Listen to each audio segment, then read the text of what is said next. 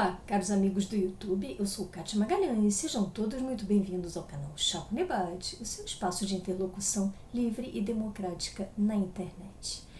Já que o nosso vídeo de hoje trata de palavras, vou começar com um desafio semântico para vocês. Vocês acham que a palavra obrigatória é sinônimo de forçada? O que vocês acham? Gostaria muito de ouvir a opinião de vocês. Deixem aqui nos comentários.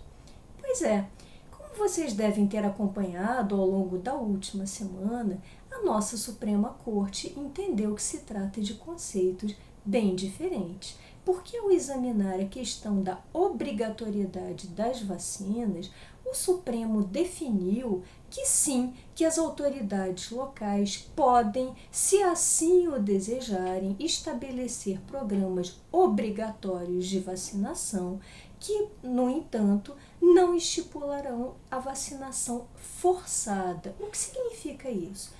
Em outras palavras, o Estado não pode chegar para quem eventualmente não desejar se vacinar e amarrar aquela pessoa e inocular a vacina. Não, isso ficou muito claro em todos os votos do Supremo. No entanto, quem não quiser se vacinar terá de se sujeitar às chamadas restrições civis, que são determinadas vedações ao exercício de certas atividades ou ao ingresso em certos locais. E quem estabelecerá essas vedações? Certamente as câmaras municipais e as assembleias legislativas dos locais das jurisdições que estipularem a chamada vacinação obrigatória.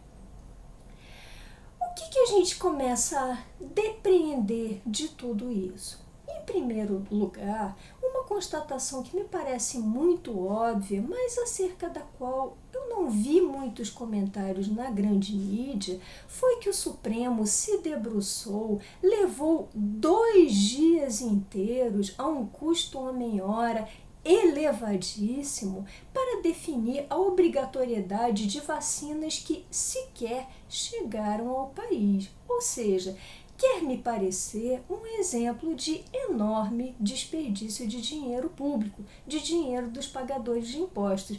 Mais um exemplo desse desperdício.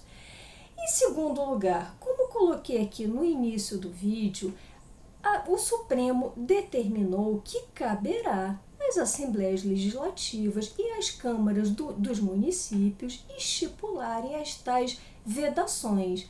Só que essas câmaras e essas assembleias já têm pautas urgentíssimas para definir, até porque nós sabemos que os nossos municípios e grande parte dos estados da nossa federação estão quebrados e têm que lidar com isso em caráter de urgência urgentíssima. Não podem ficar perdendo tempo com a promulgação de leis para definir que tipo de lugares terão acesso vedado ou acesso facultado, eventualmente facultado, a pessoas que decidirem não se vacinar. Além disso, há ainda uma questão bem intrigante. As pessoas que porventura decidirem não se vacinar, não possuem hoje, na presente data, uma previsibilidade das consequências das suas condutas. Por quê? Porque essas tais restrições ainda não foram votadas em âmbito local. Então, uma pessoa que houver por bem não se vacinar, não tem como prever hoje, na presente data, que tipo de locais ela poderá aceder, a que tipo de locais ela poderá frequentar, que tipo de atividade ela poderá exercer. Isso no mundo jurídico é conhecido como imprevisibilidade de condutas, o que gera um verdadeiro mar de incertezas. Apenas para dirimir qualquer dúvida, eu queria reiterar uma posição que já declarei aqui no canal, mas na qual vou insistir todas as vezes que se fizer necessário. Eu, particularmente, sou uma grande admiradora das vacinas. Eu acho que as vacinas foram uma conquista tremenda da nossa era moderna, pós-moderna.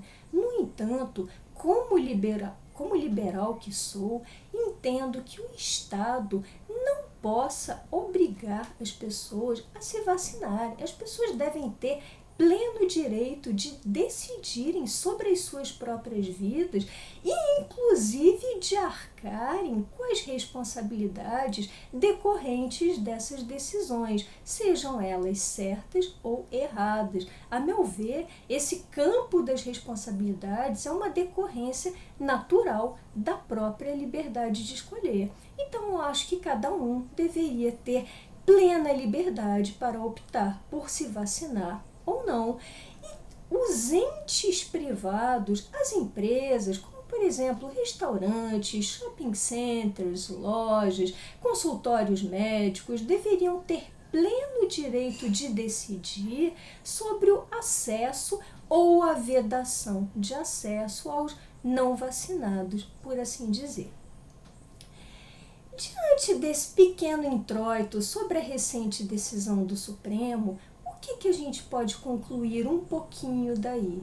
Talvez que a Suprema Corte passou vários dias, várias horas debruçada em torno de um assunto um tanto inócuo que não gerou consequências práticas relevantes. Então, muita verborragia e pouca ação.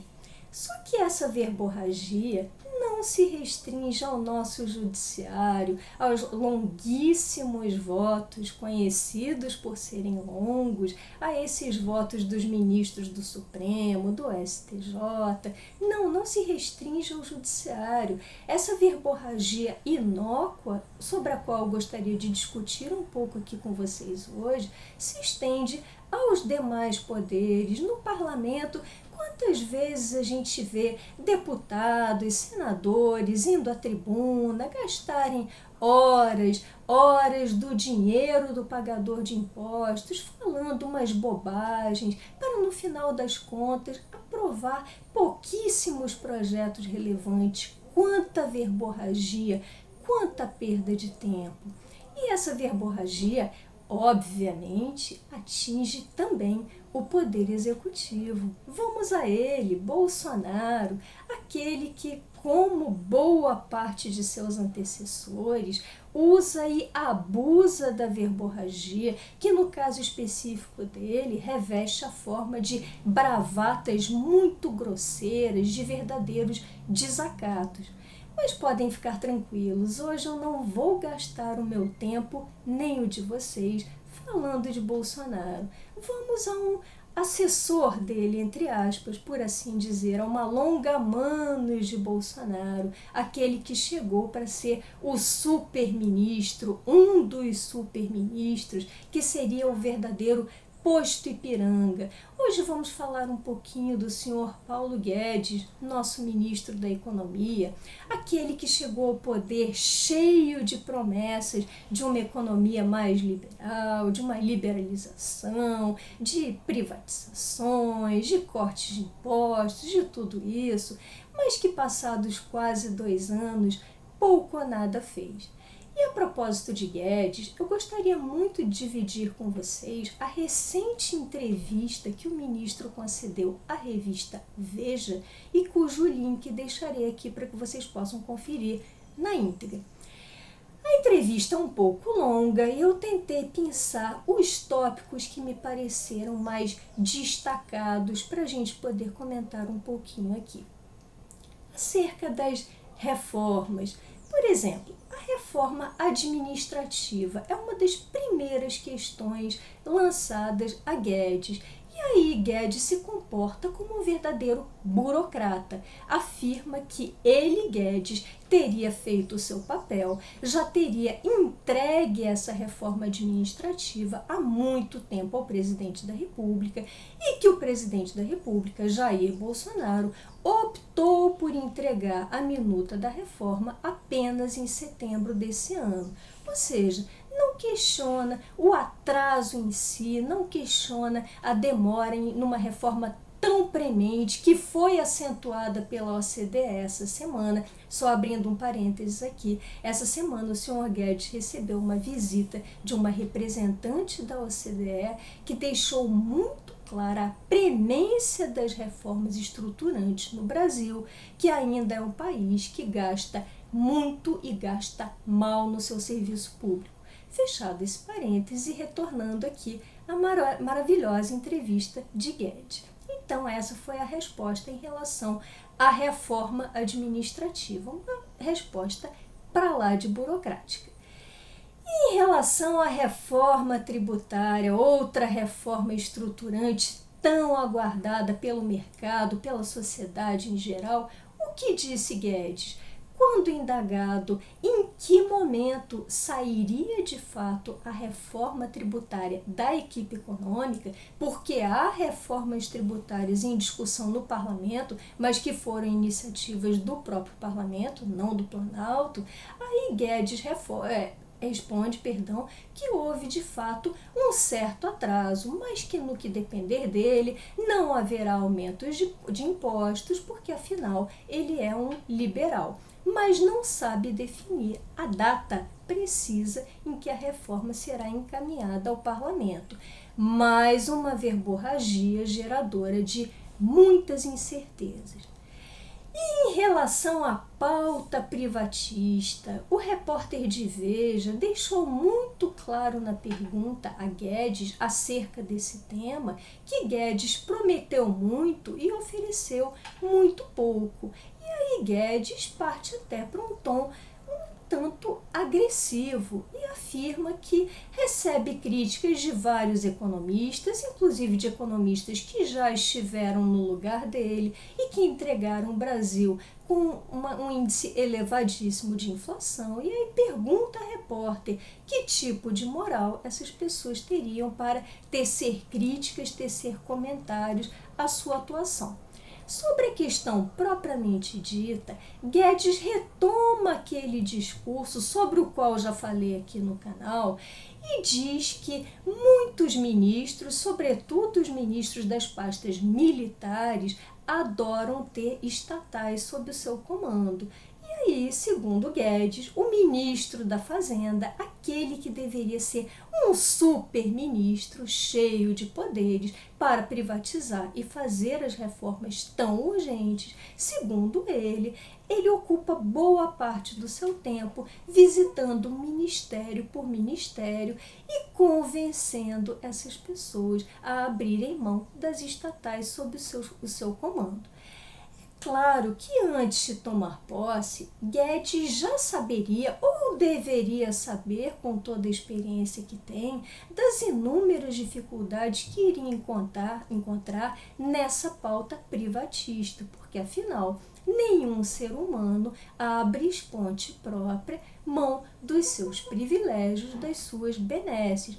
Mas caberia a ele, sim, atuar com firmeza, seguir numa convicção liberal robusta e seguir privatizando, cumprindo o que tanto prometeu em campanha.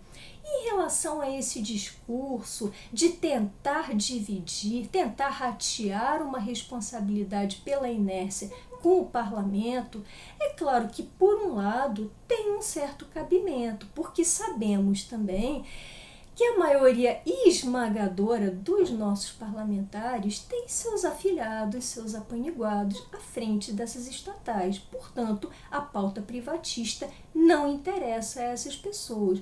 Mas aí fica uma pergunta em aberto. E todas as outras estatais que Guedes poderia e deveria privatizar sem o placê do parlamento, sem o consentimento do legislativo, com uma mera canetada do executivo?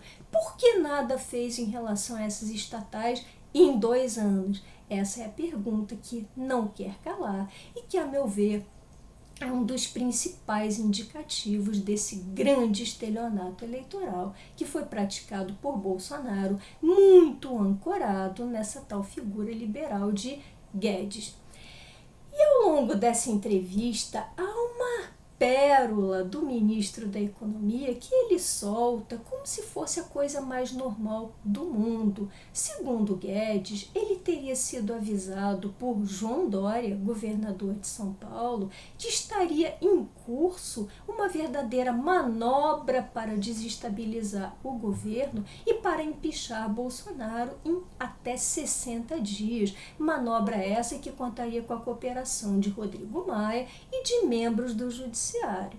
E aí Guedes afirma com todas as letras que, diante dessa informação, procurou cada um dos ministros do Supremo para tentar apaziguar os ânimos. E aí o ministro Gilmar Mendes, do qual tanto falamos aqui no canal, infelizmente temos que mencioná-lo em reiteradas oportunidades, Gilmar teria pedido a Guedes uma sinalização de paz e, segundo Guedes, essa sinalização teria chegado com a demissão de Weintraub, ex-ministro da Educação.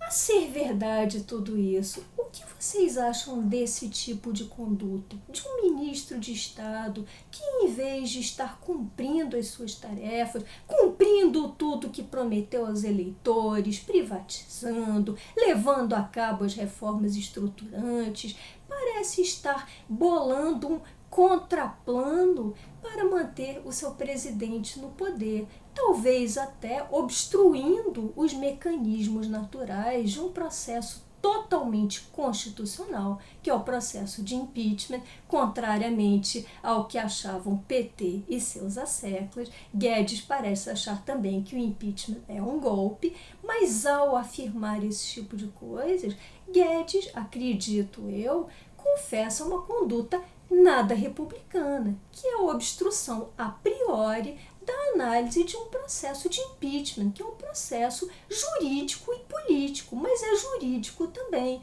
Não pode ser obstruído graças a uma manobra tecida com o apoio do ministro da Fazenda. Essa não me parece uma conduta nada liberal. E para encerrar, o que eu verdadeiramente gostaria de discutir aqui com vocês? Talvez um velho vício tão arraigado no nosso país, e acredito que em países menos desenvolvidos, que é esse falatório, essa verborragia inócua, as pessoas passarem horas do seu tempo e dos outros em discursos, muitas vezes até lindos, mas nada profícuos, que não se refletem em medidas concretas, na implementação de medidas eficazes para lidar com os inúmeros problemas desse país. E aí coloco a vocês, quem sabe se um dia nós começarmos a colocar em massa um outro perfil de representantes, tanto no parlamento, nos cargos legislativos, quanto nos cargos executivos. Quem sabe se a gente começar a escolher outros perfis de mandatários, perfis muito mais objetivos, de pessoas com enorme preparo técnico, de enorme competência e que estejam realmente voltadas para medidas propositivas, para ações e não tanto para essa verborragia inócua que na maior parte dos casos a gente tem visto maqueia mesmo muito despreparo e má fé. Que tal começar a trocar nessa nossa cultura tão arraigada, infelizmente, que tal começar a trocar tanta verborragia, tantas palavras inúteis e ao vento, por perfis de pessoas técnicas muito mais capacitadas e que, de fato, vão saber propor medidas adequadas aos problemas seríssimos que temos aqui para gerenciar. Fica esse desafio para a nossa geração de começar a escolher esse perfil inteiramente novo de políticos, aí sim, para construirmos um país mais novo e um país que consiga se despregar dessas estruturas muito arcaicas e falidas. Bom, essas eram as reflexões que eu gostaria de compartilhar com vocês hoje. Se tiverem gostado desse vídeo, deixem seus likes, comentem. Por hoje me despeço e até o próximo Chá com Debate.